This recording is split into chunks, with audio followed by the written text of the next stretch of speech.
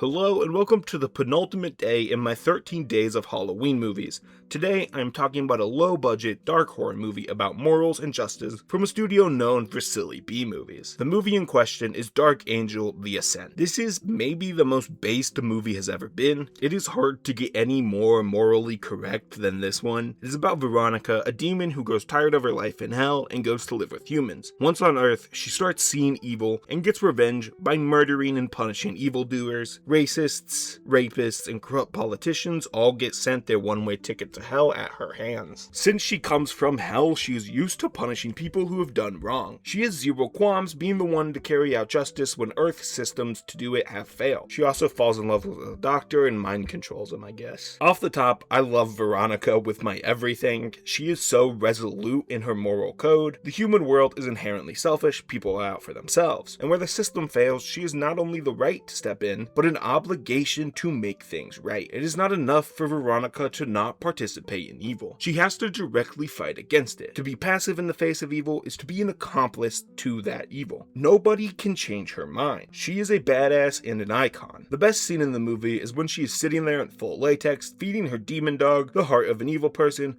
while casually discussing modern politics and moral philosophy without dropping a beat. We all need a politically aware activist baddie in our life. One who isn't afraid to cut people for the greater good, one who doesn't buy into the system presented and sees a better future. But even more than needing someone like that in our life, the goal should be becoming that type of person. Not to the extent of going around enacting vigilante justice, murdering people, but the goal should be to challenge evil. You should want punishment to fall on those who take advantage of others. This movie tackles religion in a really interesting way, unlike any other media I have seen. As a hater of religion, one of the many logic gaps presented by Christianity to me is the concept of hell, an area ruled over by God's biggest rival, the antithesis to heaven in their beliefs. So if Satan controls this dimension, why would it be a bad place? In the Bible, Satan hates gods. Why would he punish those that were sent to him? In the Christian's belief that the devil runs hell, I low-key think the place would be a vibe. It'd kind of be fun to be there. If everyone down there is sent by God,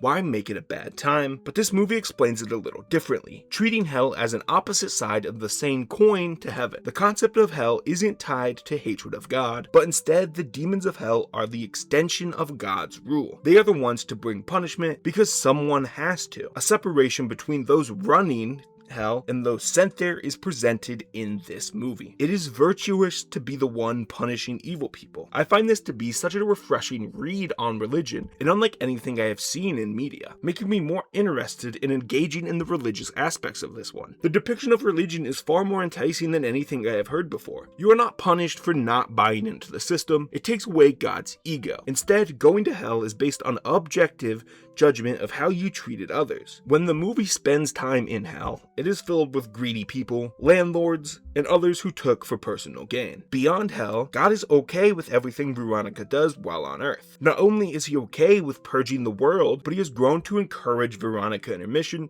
choosing her to help him, labeling her as his left hand. Veronica never kills because someone is a bad Christian or doesn't believe in God, instead focusing on the messaging of good versus evil. The best parts of Christianity is the teaching about loving your neighbor, encouraging selflessness, and similar teachings. The baggage comes from attaching those philosophies to the belief of God. So this movie drops the bad and keeps the good. I do think the main romance of the movie was rather weak. I just couldn't care about the doctor dude. He was bland and didn't provide anything to the movie other than being a prop for Veronica, someone for her to bounce ideas off of, show her the human world, and more. I never felt the real chemistry there, probably because the doctor had some effects of mind control on his character. He played the character distantly. Both Veronica and the doctor do have very vibrant eyes. It was cool just how much the eyes stood out in every single shot. The heart of the movie was Angela Featherstone as Veronica. She was so good and controlled the entire thing, perfected the stunned coldness of the horror that is the modern world, presenting the character's revenge and self-righteousness in a way that made Veronica still likable. Looking at this one performance, I am stunned how she did such a small amount of project. Angela Featherstone knows how to act. Why did nobody ever give her a bigger stage than this one? This movie came from Full Moon Features, a supposedly infamous film studio. They are known for putting out low-budget, poor-quality horror movies, milking franchises to its death. I did not know about Full Moon or its reputation until writing this video. I saw a cool looking movie and decided to watch it. But if this is the type of movie they are capable of making,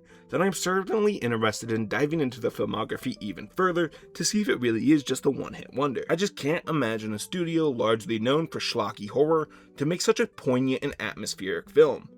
There are parts of this movie where you can feel the lack of the budget though, especially in the horror effects. When Veronica attacks people, she uses her demon self to do so, and these transformations are rough, like 2002 Scooby-Doo levels of gross effects, and it just barely took me out of the movie at point. Hellraiser, Veronica's demon dog, is amazing. He is such a good boy and I love him. One of the best movie dogs there is, intensely loyal, and just keeps on eating all the bad guys. He is fueled by violence and also adorable. I wouldn't say he can act as good as Messi from Anatomy of a Fall, but this is a better character overall. I've written the entire script for this video and just now realized I planned these 13 days horribly. On day 8, I covered a movie called The Descent. Now how nice of a tie-in would it have been to descend into hell on day 8 and then ascend back up from hell the next day with this movie. However, I am not the smartest person in the world and scheduled the movies days apart, missing a way to thematically link these videos even more. I keep talking about my journey through the days, but I missed an opportunity to add actual lore. I guess I could change it, but all the other videos are already written, recorded, edited, and uploaded.